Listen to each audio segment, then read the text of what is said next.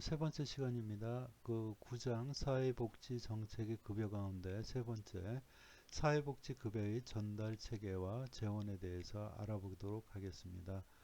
어, 전달 체계는 어떻게 사회복지 급여를 전달할 것인가, 어떤 방법으로 사회복지 급여를 전달하는 것이 적절한 것인가에 대한 논의라고 할 수가 있겠습니다. 이러한 질문들에 답을 하기 위해서는 그 사회의 가치와 전달 방법 등에 따라 어떤 전달 체계가 적절한지에 대해 알아야 하는데요.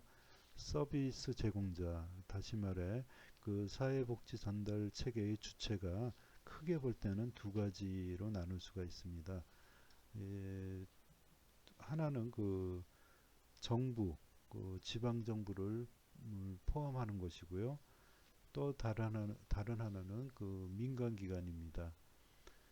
정부가 시행하는 사회복지 정책을 공공복지라고 말할 수 있고요.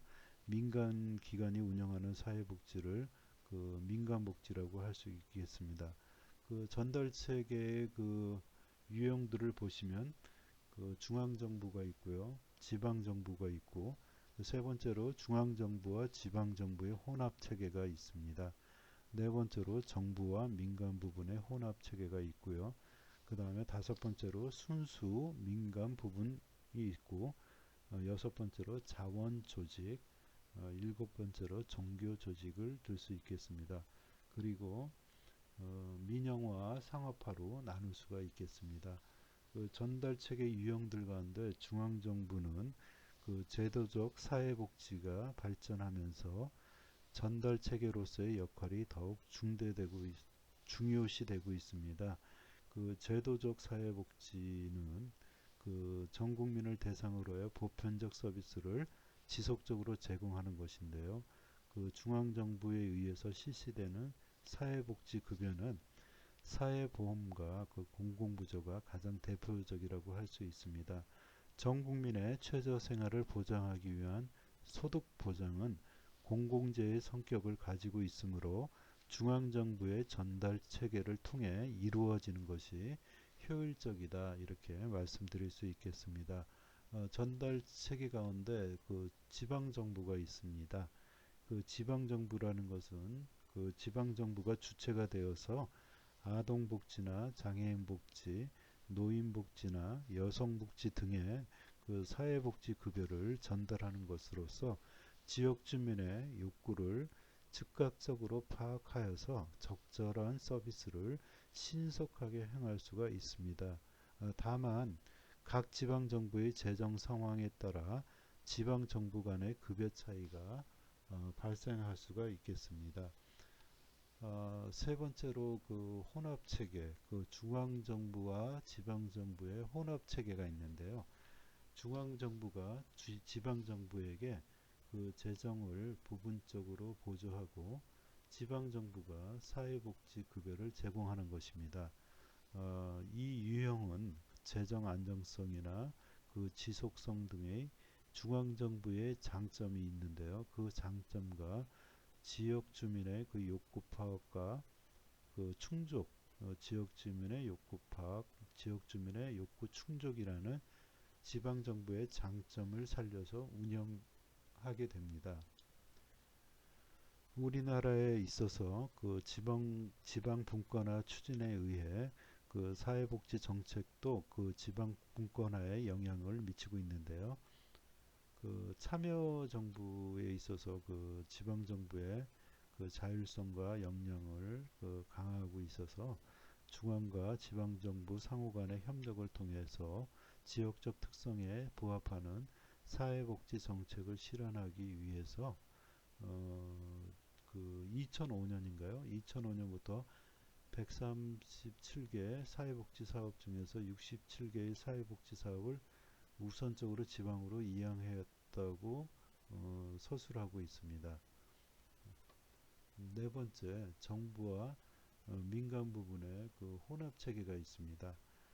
정부와 민간 부분의 혼합 체계는 복지국가 위기 이후 민영화가 강조되면서 국가 중심적 사회복지의 역할이 그 민간 중심의 역할로 옮겨가는 추세에 있습니다.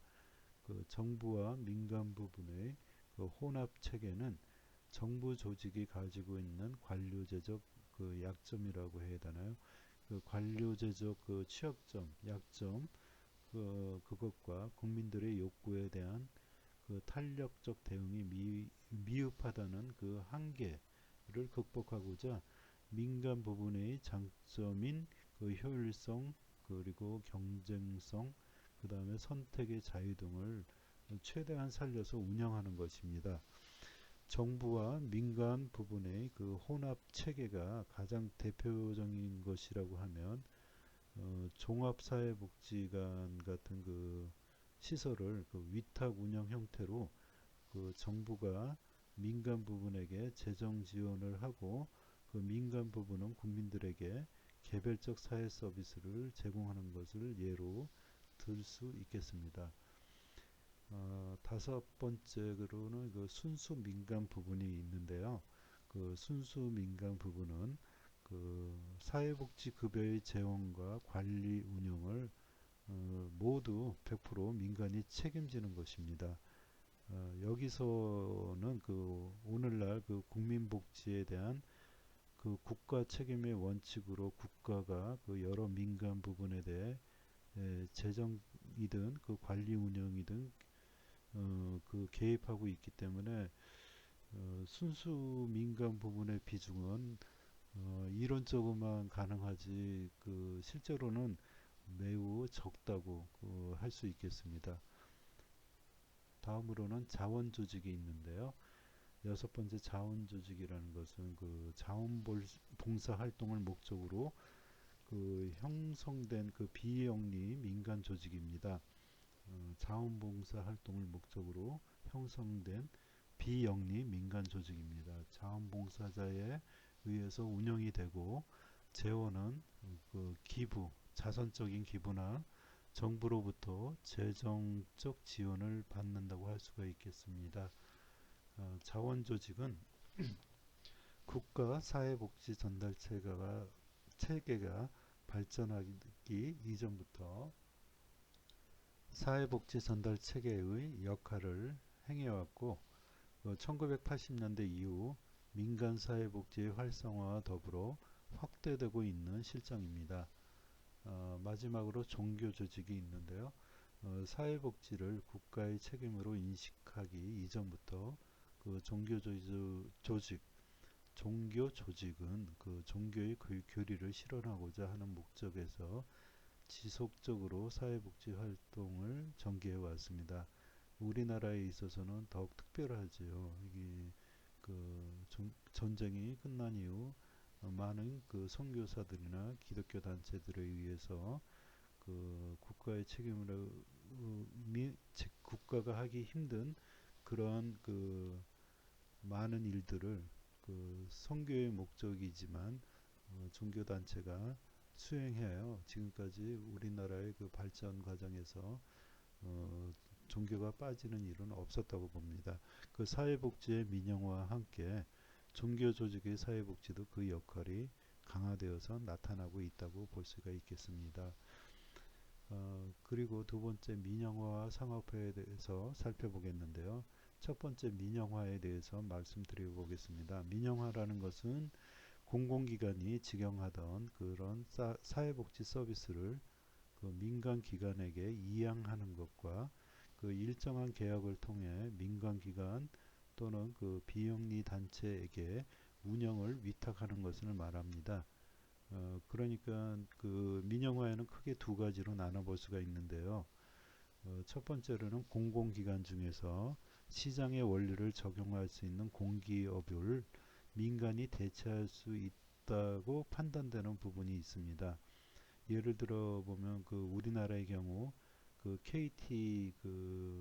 KT라고 해서 그 공기업이죠. 그 KT와 같은 그 공기업을 민간에게 그 매각함으로써 정부 소유의 그 기업을 민간 기업으로 바꾸는 것입니다. 두 번째는 그 사회복지 부문과 같이 시장의 원리가 적용하기 어려운 부분으로 정부가 계속 소유하면서 민간에게 위탁함으로써 비효율성과 방만한 운영을 최소화하고자 하는 것입니다.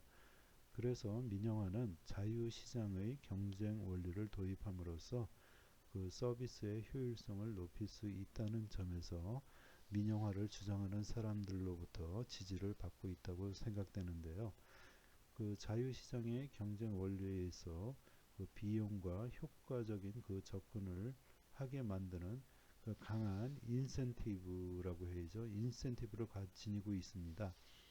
사회복지 서비스를 그 민영화할 경우에는 그 사회복지 서비스의 공급자가 그 민간복지기관이 되고 그 서비스 수급자는 소비자가 되어서 정부는 재정을 부담하는 제3자가 되는 것입니다.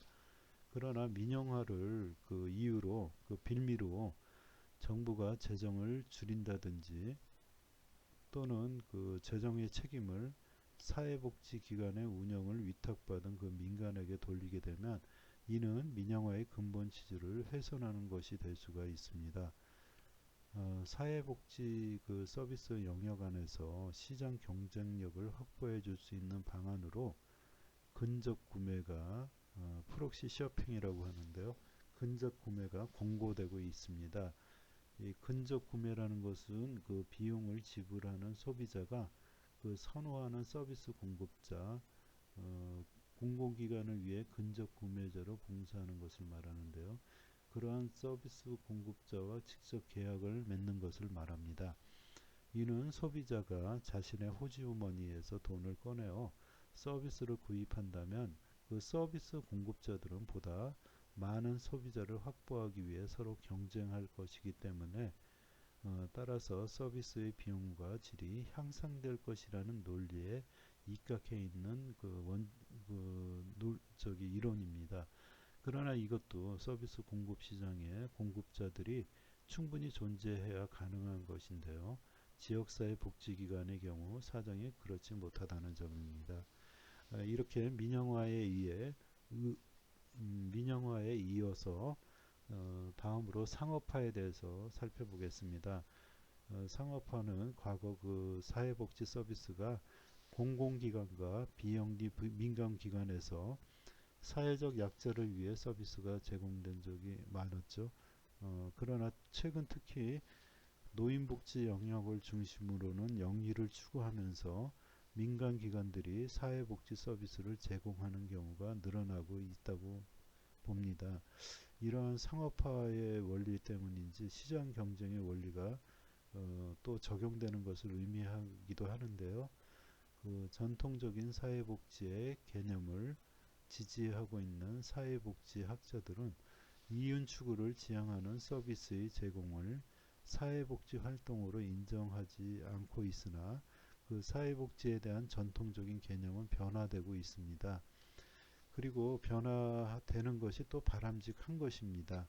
사회복지에 대한 개념의 그 변화는 지난 30여 년 동안 복지 선진국에서 제기된 복지국가 위기에 대한 반응으로 나타나기 시작하였습니다.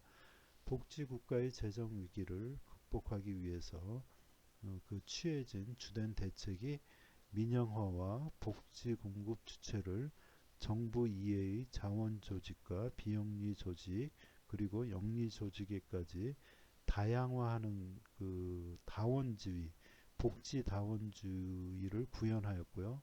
이런 정책적 변화가 그 사회복지 재정의 그 혼합 경제화를 불가피하게 만들고 있기도 합니다. 따라서 사회복지를 전통적 의미의 사회복지로만 한정한다고 한다면 사회복지는 그 단순하게 공적 재원과 전달 체계에 의한 것만 포함시키게 되고 서비스의 생산과 재정, 전달에 있어서 그 일어나는 복잡하고 다양한 변화의 형태를 반영할 수 없게 되어 있으므로 현실적으로 그 현대적 사회복지의 개념 범위는 분명히 그 사회복지 서비스 영역에 중산층 이상을 위한 그 실비나 유료 서비스를 포함하는 것으로 이제 확대되고 있다 이렇게 말씀드릴 수 있겠습니다. 사회복지 정책의 급여, 사회복지급여의 전달 체계와 재원 가운데 세 번째, 재원에 대해서 알아보겠습니다. 재원에는 공공재원과 민간재원으로 구분할 수 있는데요. 복지국가에서 보듯이 사회복지 정책은 그 많은 비용을 필요로 하고 있습니다. 바로 그 때문에 사회복지 정책의 도입과 확대 그리고 축소에 있어서 항상 관건이 되는 것이 이 재정 문제라고 할 수 있습니다. 따라서 사회복지 정책을 하는 사람들은 그 사회복지 정책의 재정에 대한 정확한 그 이해가 좀 필요하다고 봅니다. 사회복지 정책의 체계에서 보았듯이 그 사회복지 정책은 그 매우 다양하고 제도가 다양한 만큼 그 재정 구조도 다르다고 봅니다. 사회복지 정책의 재원은 이렇게 크게 볼 때 공공재원과 민간재원으로 나눌 수가 있겠습니다. 첫 번째 공공재원은 그 국가의 일반 예산을 통해 마련되는 것인데요. 국가 예산은 조세로 충당되고 있습니다. 그 사회복지 정책의 공공재원이 되는 그 조세라고 한다면 그 일반세, 목적세, 그 조세 비용으로 나눠지는데요. 그 조세의 그 일반세라는 것이 그 목적세와는 달리 그 조세의 지출 용도를 그 정하지 않고 진수하는 세금입니다. 그 일반세 그 소득에 그 부과하는 그 소득세, 개인소득세나 법인소득세, 그리고 소비에 부과하는 소비세, 그 재산에 부과하는 재산세가 있습니다. 그러니까 일반세는 그 소득에 부과하는 소득세, 개인소득세와 법인소득세죠. 그 다음에 소비에 부과하는 소비세, 재산에 부과하는 재산세 세 가지로 나눌 수가 있습니다. 첫 번째로 그러면은 첫째로 소득세는 개인소득에 부과되는 그 개인소득세와 법인의 수익에 부과되는 법인소득세가 있는데요. 소득세는 그 보통세 중에서 소득 재분배 효과가 가장 큽니다. 그중 개인소득세가 가장 큰데요. 그 이유는 기본적으로 부담 능력에 따라 세율을 차등하는 누진세율을 적용하고 일정 소득 이하의 사람들과 저소득 계층에게 조세 감면 혜택을 부여한다고 하죠. 그렇기 때문에 소득 계층 간에 그 우리가 잘 아는 소득 재분배 효과를 도모하고 있습니다. 둘째로는 소비세는 그 소득에 부과하는 그 소득세와는 달리 소비세입니다. 소비세는 소득에 부과되는 소득세와는 달리 소득과 무관하게 상품을 소비할 때 부과된다고 볼 수 있습니다. 소비세는 모든 상품에 단일 세율을 부과하는 일반 소비세와 특정한 상품에만 부과하는 특별 소비세로 구분할 수 있는데요. 특히 이 특별 소비세는 주로 사치품에 부과되는데 사치품의 주된 소비자가 중상위 계층이기 때문에 소득 역진성이 일반 소비세보다 작습니다. 부가가치세와 같이 생산 단계에서 최종 소비 단계까지 부과되는 경우에는 단계별로 세율의 조정으로 일반 소비세에 비해서 소득 재분배 효과를 높일 수가 있습니다. 생산과 소비 단계에서 발생한 소득에 따라 세율을 달리하면 고소득층의 조세 부담률을 상대적으로 높일 수 있다는 것인데요. 그 유럽의 복지 국가들이 그 부가가치세를 적절히 운영하여서 소득 재분배 효과를 높이고 있다고 하고 있네요. 세 번째로 부세는 개인이 소유하는 부에 세금을 부과하는 것인데요. 부세라는 것이 그 재산세와 그 상속세, 그 다음에 증여세가 있습니다. 재산세는 재산 소유나 재산 이전에 대해 재산의 가치 평가액에 따라 부과하는 세금입니다. 상속세와 증여세는 상속이나 유증, 사인 증여에 의해 얻는 그런 재산에 부과되는 세금이라고 할 수가 있겠습니다. 상속 증여를 통해 그 얻은 소득은 일하지 않고 얻은 소득이라 하여 높은 누진율이 적용되나 전체 일반 예산에서 차지하는 비중은 아주 적다고 볼 수 있습니다. 사회보장성 제도 두 번째로 사회보장성 제도가 조세가 있는데요. 그 사회보장성 조세로는 사회보험료가 있습니다. 그 사회보장성 조세는 그 사회적 위험에 대비하기 위한 국민연금이나 건강보험, 산재보험, 고용보험의 사회보험료를 그 강제로 징수하여서 일종의 세금과 같은 성격을 가지는 것인데요.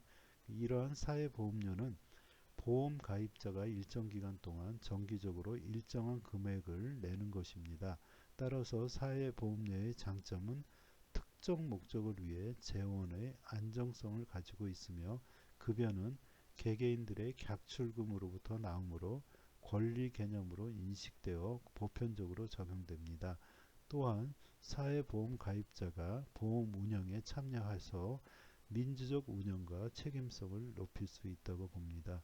그러나 사회보험료는 가족수나 욕구를 고려하고 그 모든 계층의 가족수나 욕구를 고려하지 않죠. 모든 소득 계층의 근로소득에 대한 그 동일한 비율로 부과하죠. 그래서 고소득자에 비해 저소득자의 부담이 높아서 역진성을 가진다고 합니다. 그 다음에 세 번째 조세 비용이 있는데요. 조세 비용은 특정 집단에게 조세를 감면, 공제, 면제해 주어서 그만큼 납세자의 구매력이나 소득을 실질적으로 증가시키는 역할을 하고 있습니다. 조세 비용은 정부 입장에서는 세입이 감소하는 것이고요. 수혜자의 입장에서는 정부로부터 지원을 받는 것이 되는 것입니다. 그 조세 비용은 그 혜택이 주로 중상의 소득계층에게 가고 있고 저소득층은 조세 비용의 수혜를 받기 어렵다는 점에서 소득 역진성인 성격이 있습니다. 다음으로 민간 재원에 대해서 살펴보겠습니다. 공공재원을 민간 재원을 살펴보기에 앞서서 그 공공재원에는 일반세가 있고요. 그 사회보장성 조세로서 사회보험료가 있습니다. 그 다음에 조세 비용이 있다는 것을 좀 요약해 드리고요. 그 다음 사회복지급여의 전달체제와 재원 가운데 민간 재원이 있습니다. 민간 재원에는 이용자 부담, 자발적 기여, 직업복지, 비공식 부문으로 나누어서 살펴보겠습니다. 첫 번째 이용자 부담은요. 그 사회복지를 사용하는 사람들이 그 사용의 대가를 지불하는 것을 말합니다.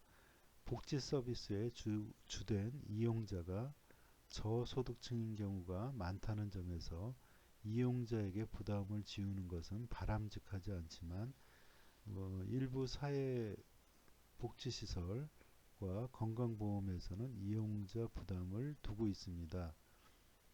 사회복지 서비스에 대한 이용자 부담은 서비스의 남용을 억제해서 그 자원 이용의 효율성을 높여 불필요한 서비스 낭비를 막고 국가 복지 재정의 부담을 줄이는 데 도움을 주고 있습니다. 또한 서비스 제공자의 경우에 서비스의 질에 대한 강한 책임감을 갖게 되어서 서비스의 질이 향상되는 효과가 있습니다. 서비스 이용자의 경우 비용을 부담하게 되면 낙인감 없이 즉 자존심의 손상 없이 그 서비스를 이용하게 되는 장점이 있겠지만 이용자 부담액이 부담을 느낄 수밖에 없는 그 저소득층에게는 서비스 이용에 제한을 준다는 그 문제점이 있다고 할 수 있겠습니다. 그 다음에 두 번째로 자발적 기여는요. 그 민간의 자발적인 기부금을 말합니다. 자발적 기여로는 그 개인이나 재단, 법인, 유산의 기여가 있는데요. 개인 기여금은 기부자 개인이 선택한 자선단체에 직접 기부하거나 그 공동모금 단체를 통해 기부하고 있습니다. 그 자발적 기여의 주된 동기는 자선이나 박애지만 정부의 조세 감면 정책이 큰 뒷받침이 되고 있습니다. 자발적 기여는 세금 공제 또는 면제를 통해 강화되고 조세 감면의 혜택이 없으면 그 줄어드는 경향을 보이고 있습니다. 그래서 중상층일수록 자발적 기여로 인한 조세 감면 혜택이 높아서 조세 비용의 경우와 같이 소득 역진성이 발생하는데요. 또한 자발적 기여는 기부자의 경제적 여건에 좌우되는 경우가 많아서 안정적인 재원이 되기는 어렵습니다. 실제로 우리나라 대부분의 사회복지기관과 시설들은 정부 지원으로 기본적인 재정을 충당하고 있으며 자발적 기여는 부족한 부분이나 추가적인 재정의 충당을 위해 사용하고 있습니다. 세 번째, 직업복지는 자본주의와 더불어서 성장한 그, 그 노동자와 그 가족을 대상으로 수행되는 복지를 의미하는데 자본주의와 더불어 많이 성장했습니다. 그 기업이 그 피용자들에게 그 제공하는 그 뭐라고 제일 기본적인 임금, 그 다음에 임금에 또 급여가 있고요. 또 부가급여로서 기업연금, 민간건강보험, 유급휴가, 주택 구입비를 또 지원하는 회사도 있고요. 사택을 제공하거나 그 무이자 대출해 주는 것도 많습니다. 그 다음에 사내 후생시설, 출퇴근 시 버스 운영, 취미를 또 지원하고요. 그 기업마다 아주 다양한 형태로 직업복지가 나타나고 있는데요. 기업이 그 직업복지를 운영하는 주된 이유는 그 우수한 인력의 확보와 유지, 노사 관계의 안정, 기업에 대한 근로자의 충성심 강화, 생산성 향상에 있다고 할 수 있겠습니다. 그러나 직업복지는 정규직을 대상으로 복지급여가 제공되고 비정규직은 그 복지급여에서 배제되거나 임의로 또 선별적으로 제공되는데요. 직업복지는 소득을 기준으로 비례적으로 그 제공되기 때문에 기업 내에서는 지위가 높은 사람이 낮은 사람보다 유리해서 계층 간의 소득 역진성을 증대시킨다고 할 수가 있겠습니다. 비공식 부분에는 일정한 형식을 갖추지 않는 비조직적인 형태인 가족, 친구, 이웃 등이 해당되는데요. 가족은 경제적, 정서적 안정을 구성원들에게 제공하는 중요한 역할을 합니다. 부모가 결혼하는 자식에게 집을 사주거나 자식이 부모를 부양하는 것 등은 모두 비공식적인 소득 이전에 해당합니다. 또한 가족은 위급한 문제가 발생했을 경우에 즉각적인 원조가 가능하나 빈곤한 가족일수록 원조가 불가능한 경우가 많습니다. 비공식 부분은 사회복지를 국가의 책임이 아니라 개인의 책임으로 인식될 때 사회에서 그 비중이 커졌다고 할 수 있습니다. 수업 들으시느라고 수고 많으셨습니다. 다음 시간에는 제10장 산업재해 보상보험 제도에 대해 살펴보겠습니다. 수고 많이 하셨습니다. 감사합니다.